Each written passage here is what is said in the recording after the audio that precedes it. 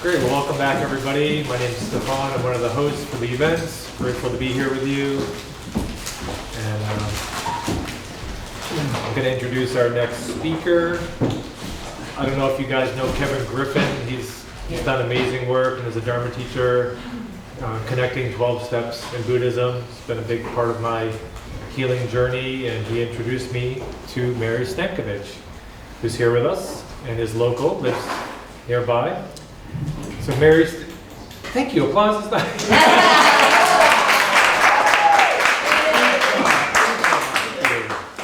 Okay, so Mary Stancavage has practiced meditation, yoga, and cultivated a spiritual practice for many years and has over 37 years in recovery. She teaches classes, retreats, coaches, and mentors individuals, and has facilitated groups in many recovery centers. She has served as a volunteer hospital chaplain and been involved with leadership in several nonprofit organizations over the years, both in meditation and in the social justice arena. She is currently a member of the Guiding Teachers Council for Insight Community of the Desert, serves on the Los Angeles District Attorney's Interfaith Task Force, and is a board member of both Meditation Coalition and CLU, Clergy and Laity for Economic Justice. For the last several years, Mary has investigated what it means to live with an undefended heart. And for more information on this, can be found on our website, and there's a QR code on the table to find out more about how you can connect with Mary outside of here. Fun fact, Mary has a master's degree from UCLA and has spent several seasons working as an archaeologist in Syria. Please welcome Mary.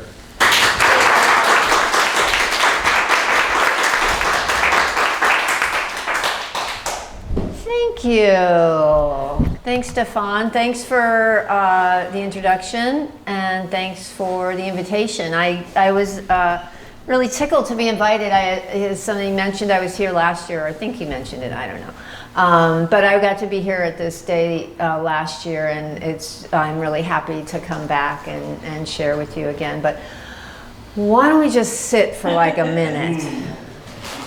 You had a meeting, you had a break, you had chats, you had snacks, and let's just sit and just for a minute and bring ourselves into the room, bring yourselves into right where you are, taking a moment to settle, to feel yourself in your seat, to feel that support of the chair, letting the body relax.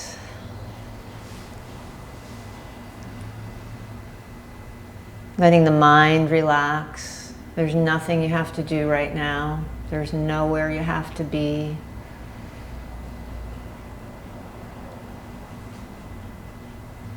Let yourself be right in this room, in this beautiful community.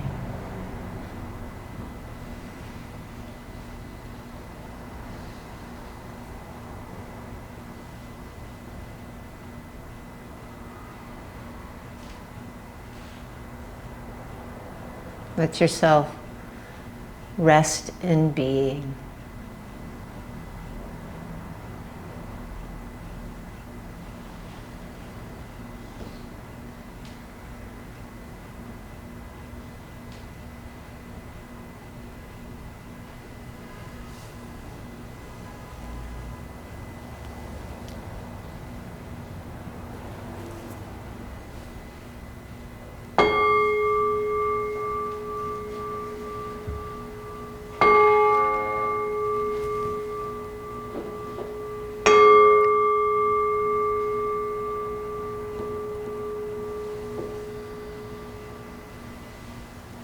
So thank you again, everyone, for being here, and welcome to everyone.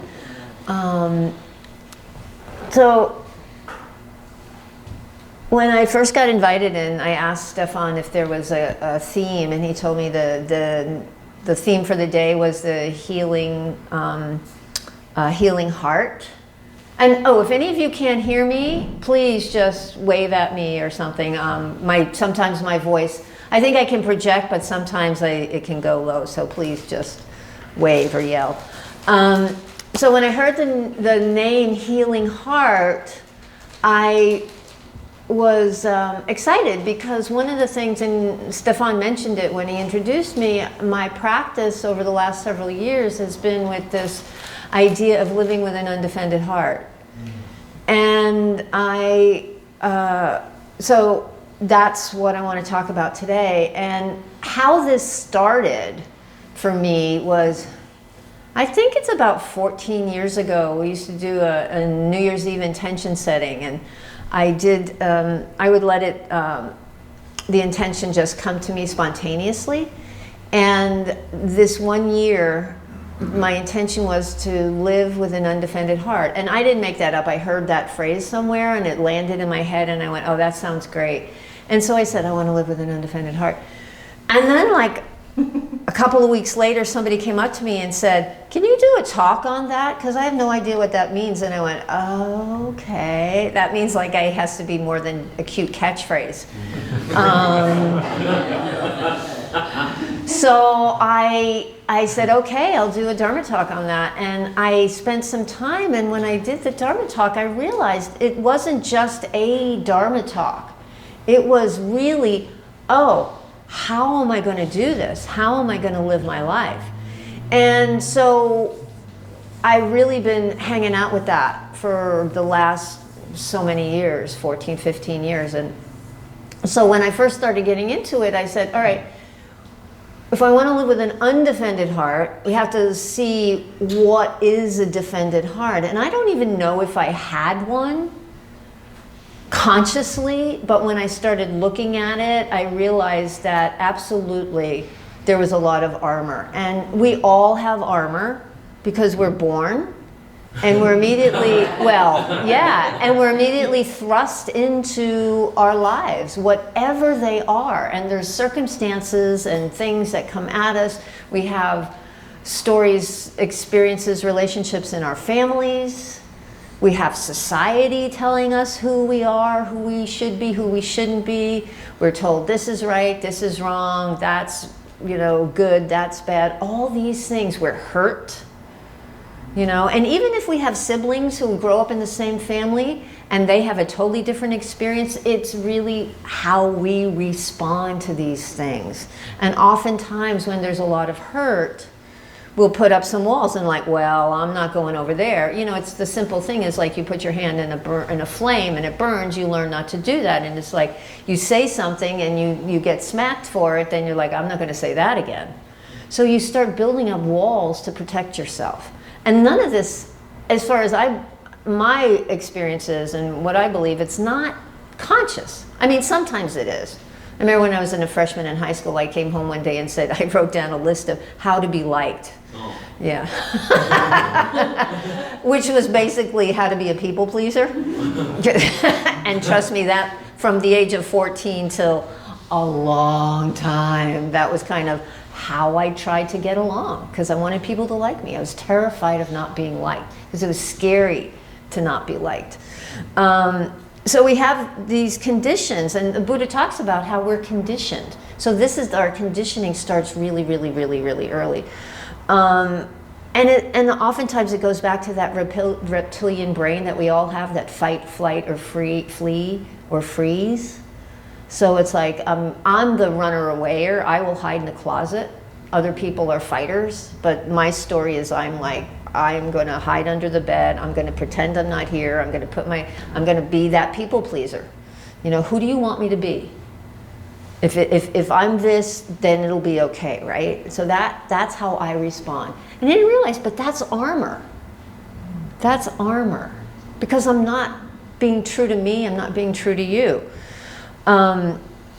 So that's kind of what happens, and that's how we build up this armor. And for a lot of us in this room, our armor was drugs or alcohol or sex or food or gambling or shopping or working or all of the above. Mm-hmm. I don't think it's just one. I grew up, it was just me and my mom, and she was mentally ill. And I started eating. That was my first go-to. If I got a nickel, this is how old I am, if I had a nickel, I would run down to the candy store and buy a candy bar, you know? And I remember one time I bought a whole bag of candy, and the guy at this little corner, I grew up in New York City, so it was like the corner grocery, and he's like, "This is not all for you, is it?" And I lied. I mean, I was like 8 years old or 9 years old, and I'm like, "No." And it was. So you start, I start lying right away to protect my armor, to protect the things that made me safe. And it snuck up. It's nothing I planned. And then when I got older, I got into alcohol, and then whatever you offered me, and you know, and it took over. And we continue to build this armor as we go through life, depending on circumstances and what happened. Do any of you, and I always think of this when I talk about this, there's this old Simon and Garfunkel song called "I Am a Rock." Some of you might know it. And the lyrics are like, if I never loved, I never would have cried. I've got my books and my poetry to protect me. I'm shielded in my armor, you know. If I never loved, I never would have cried. So he's like, I'm not loving again. I'm just going to live here. I'm a rock. I'm going to be okay from now on. Well, the problem is we isolate, because this armor just doesn't keep the scary stuff out. It keeps me locked inside, because I'm trapped by this armor. And I was just me and my mom growing up, but I had 2 older brothers. And I learned, they were gone by the time I was 5 or 6. They had moved out. But I learned early on that it wasn't safe to say things that other people didn't like. I mean, even if I made a mistake on my homework, where my brother would just blow up at me. And so I spent my life either not saying, because I'm the runner away, or not saying anything, or making sure I knew you would like it before I opened my mouth. So for my whole life, it kept me trapped. I remember being in places where I wanted to say something, but I felt like I ran up into that invisible wall. So that was my armor. And when I started to work with the undefended heart, I had to start seeing that. And it's like, what is mine? I knew it was people pleasing, but what else? It's not just one thing. And so these coping mechanisms, especially if it's drugs or alcohol or something harmful, can cause more harm than the good they serve. They served us in a particular time, at a particular place, but then it just got out of control, got out of hand. And it was my drinking got out of hand, my not saying anything got out of hand. I mean, I just couldn't open my mouth. I was terrified. When I worked at a job, I was a temp. That's how I put myself through school. And I ended up, they asked me if I wanted to work there. And so I had been there about 6 months by the time they hired me. And they gave me a nameplate when I hired on for my desk. And it said, Little Mary Sunshine. Because that's who I thought I had to be. Everything was fine. Everything was good. All the time. And then I'd go home and drink a quart of vodka, you know? Because it wasn't fine. It wasn't fine. But that was how that's how I armored myself. And so, you know, there's other coping mechanisms and ideas, like thinking the ideas we have, we're not good enough. We're on the outside looking in. We're unlovable. These stories that we have that are also armor, because it keeps us from connecting. So when I got sober, and Brene Brown, if you know Brene Brown, she wrote, I think her book, Living Wholeheartedly. Years ago I read her first few books, and she talks about how we armor ourselves. She talks about perfectionism. Anybody? Yes. Yeah. Because if we're perfect, they can't get us. But can we be perfect? No. So we fail all the time. She talks about foreboding joy, which is not allowing ourselves to feel joy or happiness, because it's going to end. And I don't want to have to deal with the pain. This armor is about keeping out pain, about not getting hurt again. And so we when my husband and I were talking about getting married, I actually for a while said, you know what? He's going to die someday, and I don't want to have to deal with that. And the thought occurred to me, and we got married, I was just 3 years sober. So even then, this stuff doesn't go away overnight. It didn't get here overnight, so it doesn't go away overnight. But to begin to recognize that stuff, we have to recognize how our armor shows up. And then another one that Brene Brown mentions is numbing ourselves, but y'all know about that, so I don't need to go into details.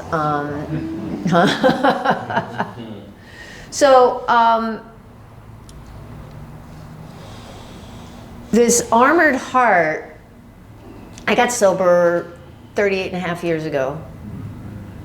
And it wasn't until I had almost 20 years that I really started to chip away at this. When I got into meditation, when I got into real practice with a teacher, and I would go and study and really do the sit in the morning every day at my house, and then started sitting at night. And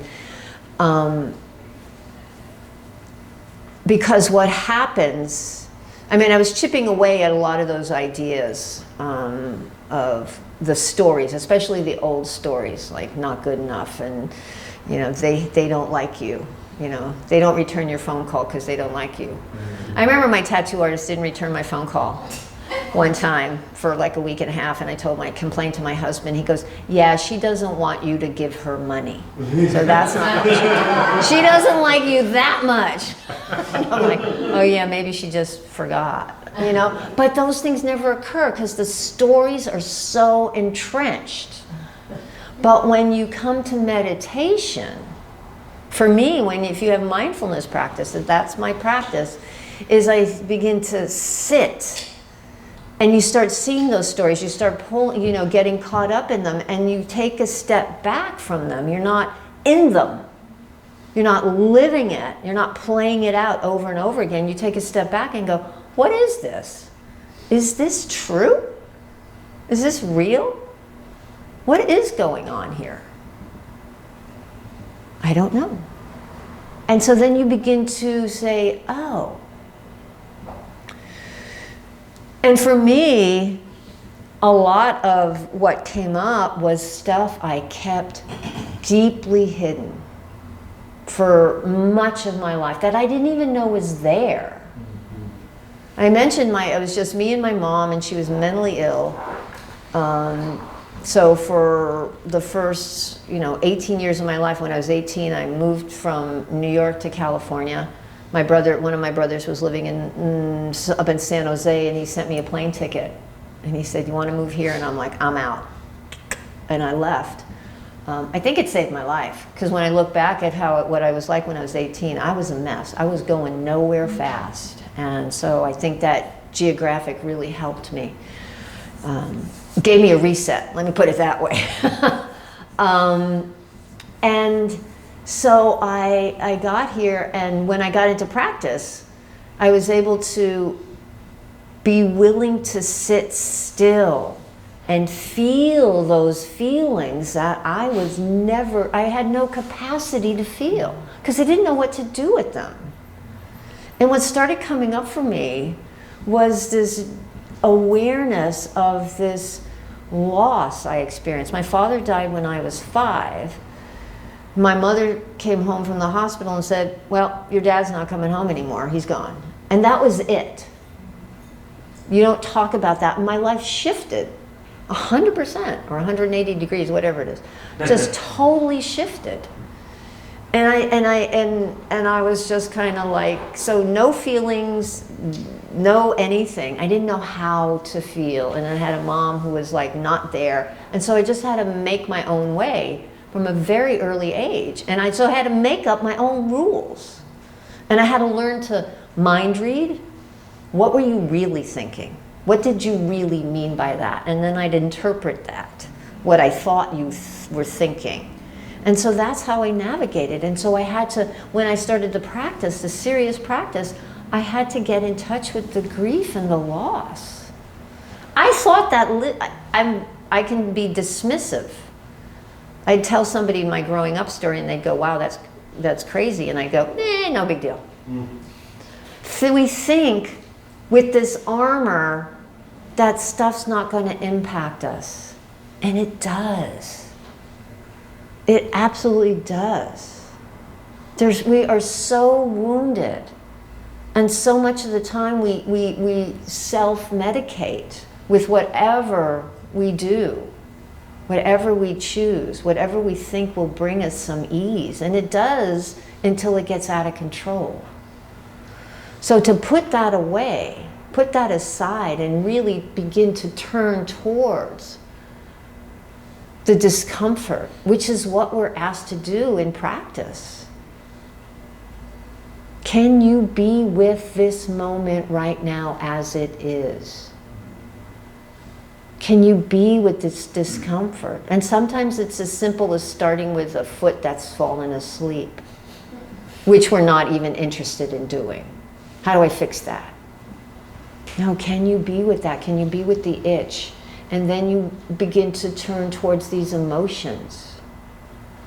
And because we have this pause, we can take a step back and say, wow, here comes the grief.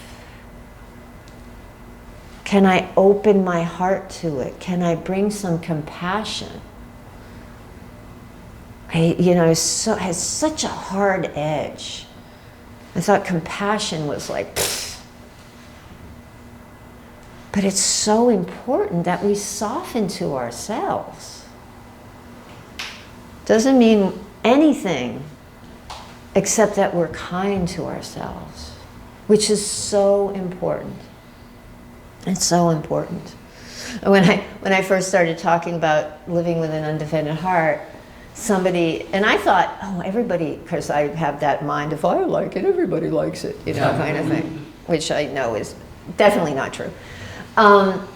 So someone said, I get scared when I think of that. And it's like, do you even want to live with an undefended heart? And it doesn't mean you become a doormat. I think a lot of times people think that that's what it means. It doesn't mean that. It means that you no longer have to armor yourselves. It doesn't mean you don't have boundaries.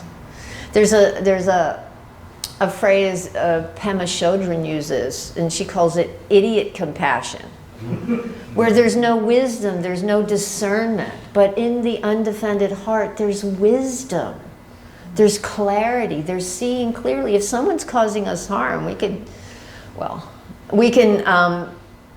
step away from that. We don't have to put up with it, oh, I'm supposed to love you. No, it's we hold people accountable. It's like, you don't get to do that. You do not get to do that. Just as we tell that to other people, we also, and this is where, for me, the teaching of wise speech has been tremendously important. Because wise speech, if you're familiar with it, the Buddha said, is it true? Is it helpful? Necessary? Is it the right time to say what you're going to say? Are you saying it kindly? And what's your intention behind it? You can say things truthfully at the right time, but you want to turn the knife. You check your motivation. But it's true for ourselves as well. We have to practice wise speech in how we talk to ourselves in our minds. Can you be kind to yourself? I used to call myself Stancavage, you dumbass. That was a term I used to, if I'd do something wrong, if I'd make a mistake, whatever. Stancavage, you dumbass. I don't do that. I haven't done that in years. I remember I was really tired. I hadn't gotten a lot of sleep. I was at work and I was saying, I'm sorry, I'm really stupid today because I didn't get much sleep. And the person said, you don't get to call yourself stupid. Oh, it's the little things, the softening to ourselves. We begin to chip away at that harshness of that armor. For me, some of the armor was to have that wall of not actually telling you what I thought, because I was so afraid that then you wouldn't like me. And I needed so badly to be liked, because that would mean I would belong, because I was so alone. But not knowing that until I started bringing my practice to it. Oh my God, look at that pain. Why can't I say that? And that's when it became clear, years later, with therapy, that it became, I didn't feel safe because of what happened when I was a kid to say things. So wise speech is not just saying what is true, but saying what needs to be said. And I will be like, literally, it's like taking every fiber of my being. You see, my jaw is locked. But it's like, I need to say this. And it gets, for me, it's gotten easier. I feel the feelings, I feel the emotion, but now I recognize that it's like, oh, there's that fear. Instead of, I'm so afraid, I'm gonna run away. It's like, oh, here comes the fear. It makes sense for that fear to be here, because this is going into those scary waters. Oh, I have to say something that I know they're not gonna like. I mean, I wouldn't even go into a shoe store if there was no one else in there, because I didn't want to tell the salesperson that I wasn't interested in buying anything, because then they'd be mad at me. But that's how I lived my life. Bonkers, terrified. So that's the armor. And so we each have this journey of discovering. And how we do it is to start where we are. That's the name of a Pema Chodron book. It's not like, here, everybody start here. Where do you find the most discomfort? What's your block? What's the wall you keep running into? What brings you the most pain, the most discomfort? That's where you bring your attention. Can I soften to this? And I know, as I said, I've been doing this for years, and there are parts of my heart that are so much more open. I'm so much more in touch with the grief and the loss and those emotions and the sadness that comes up. You don't need to be afraid or whatever it was. But there are other parts of me that are still armored, and it's like, okay, there's no judgment. It's just like, you know what, we're just walking this path, trying to be the best we can. I found this button today, and it was in a coffee shop, and it said, be a nice human. I mean, low bar, okay? Be a nice human. Can I be nice to you? Can I be nice to me? And you know what, this is really a challenge. So I'm going to just leave this. Honor it and let it be. And when the time is right, start chipping away. Maybe I'll chip a little bit away today. Maybe I'll come back. But there's a kindness in this practice. If you're familiar with the heart practices, loving kindness, compassion, appreciative joy, equanimity, there's a tenderness. And I found the more I'm compassionate to myself, the more I can be compassionate to others too. When that happens, there's a sense of connection. I listened to a talk a few years ago by Dr. Larry Yellowbird, who's a professor. He's up in the Northwest, who's indigenous, and he talked about indigenous practices of concentration practices, almost like concentration meditation. And he says, studying this, he gave a talk, it was called Decolonizing the Mind, that when you actually are in awareness and cultivate the, I love neuroscience, but I can't remember the terminology, you activate some parts of the brain, which activates the compassion and these mirror neurons, that you begin to feel this connection with other human beings. So you're not so alone, because we're all connected. We're absolutely all connected. And that's the beauty of the Metta Sutta. If you're familiar with the Metta Sutta, that's the Buddha's sutta to these monks who were meditating in a forest, and the spirits of the trees who were there got really tired of the monks meditating there, and so started going woo and scared them all away. And they ran back to the Buddha, and he said, here is what you should do. And he gave them this Metta Sutta, and they went back, which is an antidote to fear. And they went back to the forest reciting this, and the tree spirits were like, oh, you can stay. That's the story. That's my version of the story. So the Metta Sutta is that we have to, all beings, we treat with kindness. All beings, omitting none. Equal playing field for everyone. I think that's the beauty of this practice. And the teaching of the Eightfold Path is how we live in harmony with all beings by not causing harm. You know? And cultivating compassion. Not just not taking what's not ours, but cultivating generosity. It's this beautiful way to live. And when part of that is, the second factor of the Noble Eightfold Path is wise intention. Moving through the world with kindness and compassion and renunciation. And renunciation is not just doing something so you'll be good, but it's putting something, recognizing what causes suffering in your life and being willing to put it aside. Renunciation is giving up the addiction.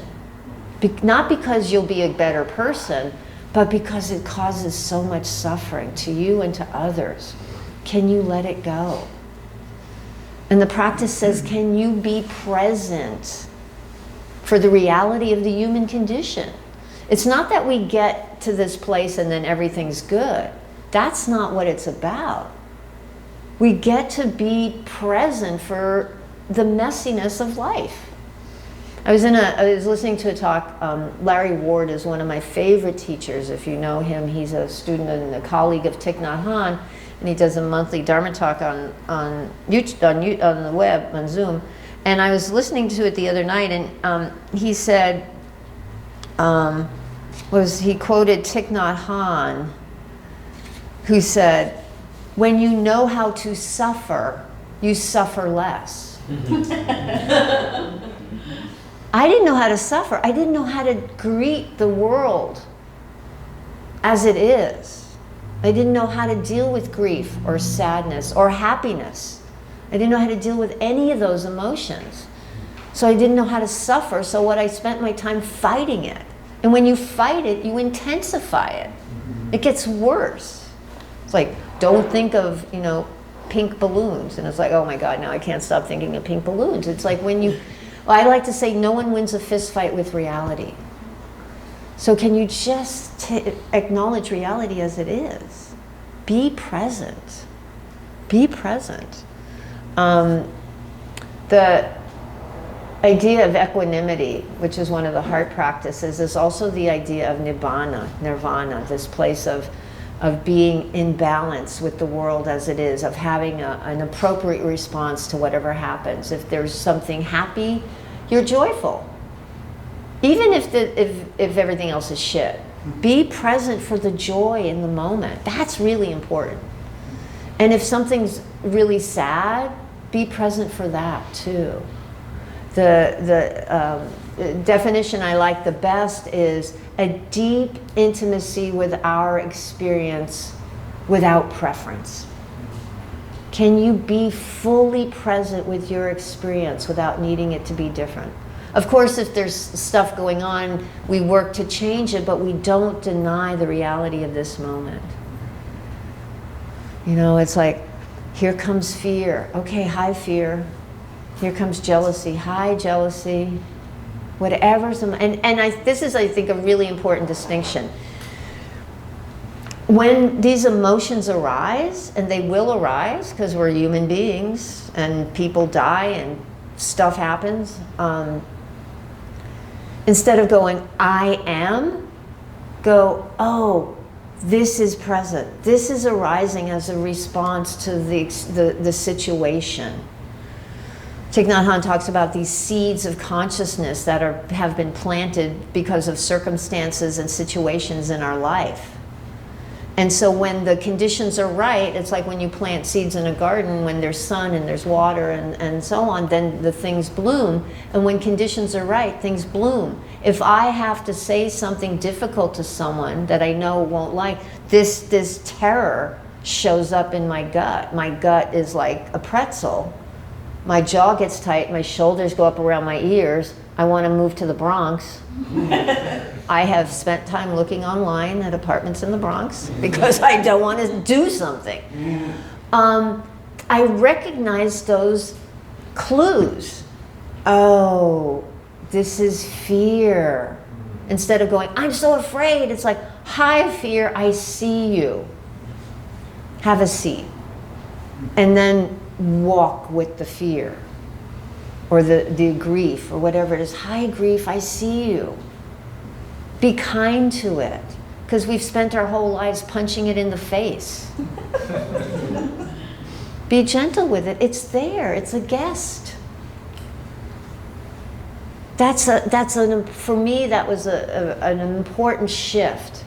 So I no longer took on these different personas. I'm an angry person. I'm a scared person. I'm a jealous person. I'm a whatever.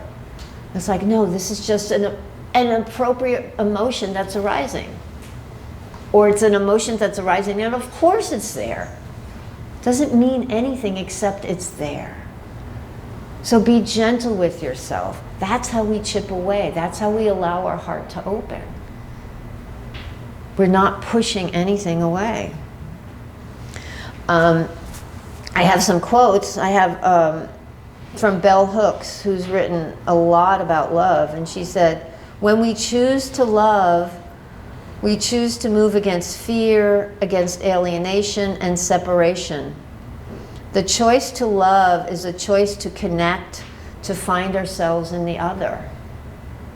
So when we choose this, there's a freedom in this practice. There's a freedom in living with an undefended heart. She also said, to be loving is to be open to grief, to be touched by sorrow, even sorrow that's unending. I have a tattoo on my arm so I don't forget. Right now it's like this. Right now it's like this. I'll tell a minute-long story that just shows this so well. When I was a kid, I used to take care of some kids. And it was an 8-year-old girl, and she wanted a salami sandwich. The parents weren't home, and I said, there's no salami. So she had a tantrum, one of those throwing herself on the floor, screaming, kicking, ah, it's salami. And I just stood there going, there's no salami. It's like this. Your choice to have a tantrum or go, oh, there's disappointment, there's sadness. Okay, what else you got? You know? So that recognize that. Be gentle with the emotions that are present. So anyway, my friends, this is I love talking about this because it reminds me that I'm still working on this. I'm far from done, but so much of my readings, people keep pointing to this invitation to be gentle, to be kind, to be a nice human. And it starts with that, with myself. And the more I can be gentle and kind with me, the more I can show up in the world in a way that's wise and helps to end harm, end injustice, because there's a lot of injustice. We know that. So to do what we need to do. So thank you so much, my friends. And if there's any questions, I'm happy to answer any questions or rebuttals or... Yeah, please. Could you say the last, it is just like this? What was it? Right now, it's like this. Oh, okay. Yeah. Another question. Yeah, please. What would be one concrete thing a could start every day to soften the armor of the house? What's one concrete thing you can do each day to start softening the armor? I think even if you wake up in the morning and say, today I want to soften the armor. Incline the mind. There's a book called Awakening Joy by James Barras, and he talks about how to cultivate joy, and his first chapter is all about inclining the mind. So you start getting the idea, oh, I want to show up this way. So when you come to that, if you come to a place and you go, which would be the direction to soften, which would be the old habit? So you just keep, it's like any kind of habit, you just keep it in your mind, write it on a piece of paper, sticky notes, people love sticky notes everywhere. So that I would suggest just allowing it into your consciousness as a direction you want to go in. Yeah, thank you.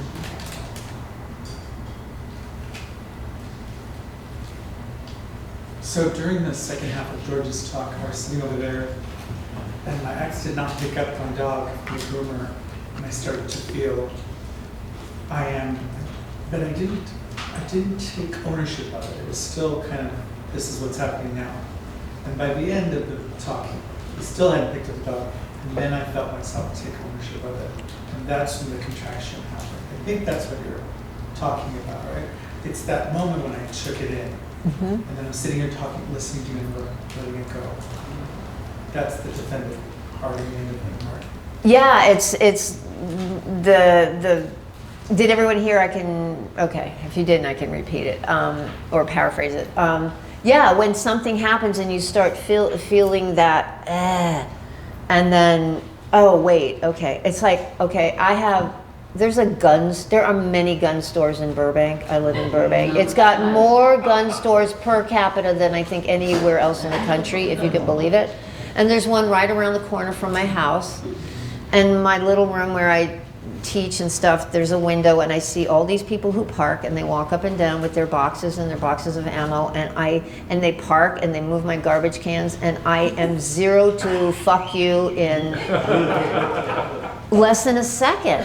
And I run out there and I scream at them, and I went, you shouldn't be screaming at people who are buying guns. But it's just one of those things that just like that, and I'm like, and so what I've had to do, and that's it. It's like I am there. There's a defense up, and I'm going to take this on. And so what I've had to start doing is when I do a metta practice, the owner of the store is my difficult person.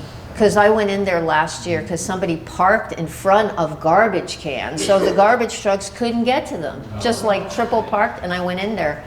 And I'm like, anybody in here, la la? And he's like, walked me outside and la la la, and he was a real jerk. And I said, will you put up a sign and ask them to park, be kind to the neighbors? And he's like, they won't pay attention. And I'm like, and he says, you don't want to come in here yelling. And I'm like, are they unstable? So, see, I'm like, I'm reeling you into my side.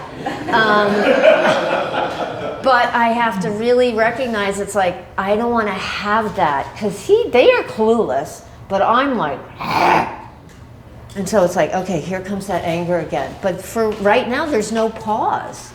There's no pause, so I have to insert something so that there's a pause, so that I can perhaps respond more wisely.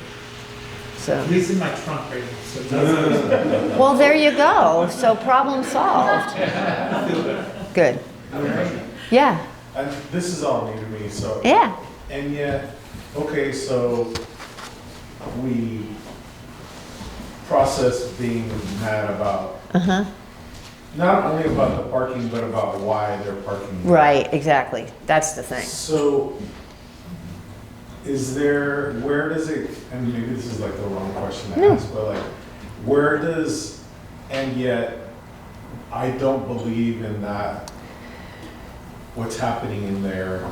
How do we live a life of inner peace, not get worked up, and still promote? Right. Beautiful question. Thank you. So running out and yelling at people is not the answer, but going to city council, there's a moratorium now. There's some zoning stuff that's happening. So it's like, I don't have to, I can say, I don't like what's happening, but that does not give me the right to go and scream at people in the street, which I've done on multiple occasions. And that's not me, I'm the runaway person, but I have this thing that gives me permission because of what I believe. And so it's like, that's not the wise thing to do. That's not going to accomplish anything. But this other work, after the fact, is something that can accomplish things, and has. And that I think is true for many situations. The reactivity is not necessarily, the reactivity wants the feeling to go away.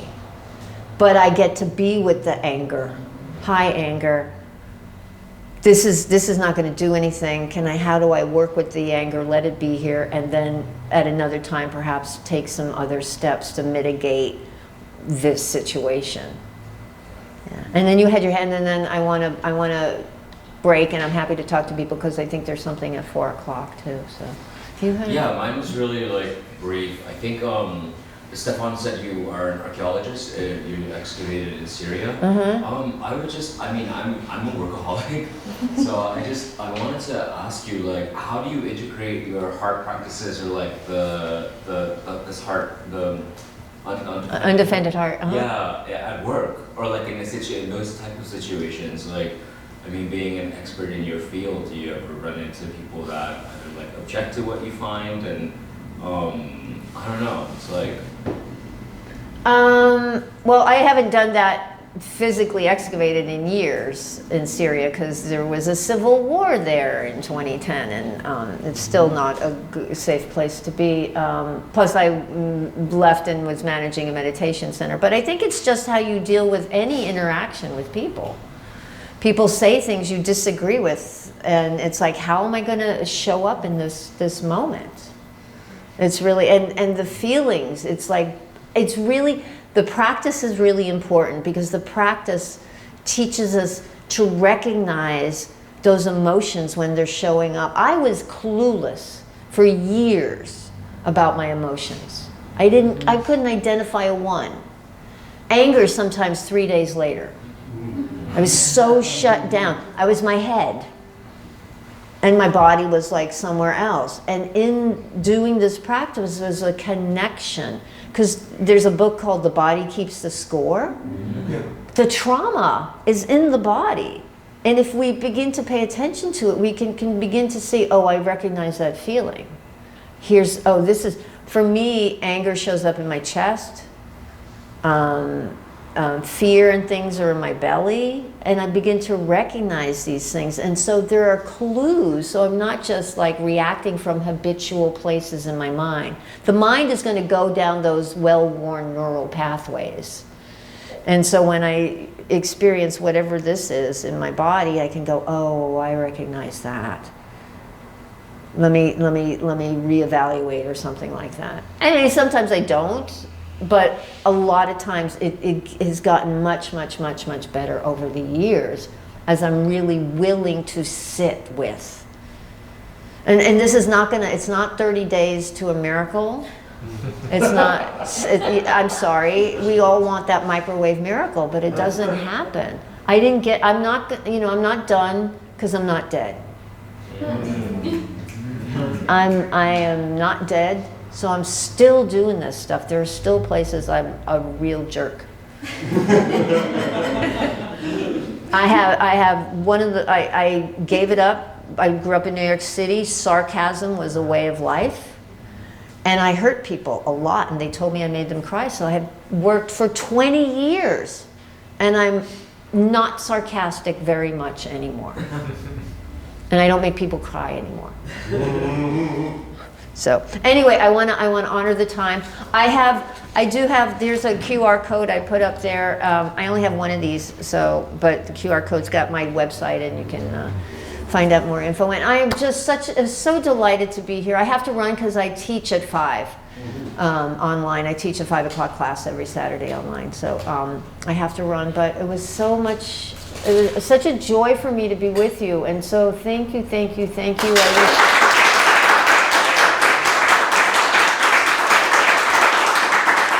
And I knew a guy years ago, he passed away many years ago, Sherman, but he used to say, if no one has told you yet today that they love you, I love you. Love you. Love you. Thank you.